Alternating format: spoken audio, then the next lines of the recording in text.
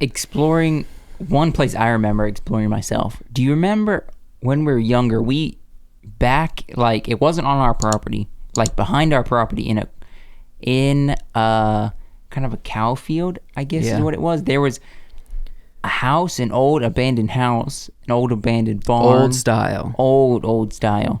Like was right when they first there was started cutting three- logs. Yeah, kind like of style. three buildings all together. They had a well.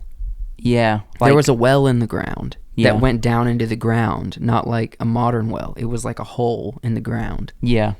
And we explored that. I remember we would hang out there a little bit. It wasn't like a significant amount of time. Well, We eventually just stopped going. in the more rural areas of the South, especially, but I'm sure most places, you go out in the country area and you get on these really big farm or property lands that random people own. There's a lot of there's so many cases where you find that kind of stuff. Yeah. Stuff that's been there for multiple hundreds of years, and maybe it's even so old there's only like a chimney left. You know what I mean? Things have just rot, and it's just a pile of wood, and they just rot and fall apart. And so it's like that so many places, and the area we lived in growing up primarily, there was a lot of them.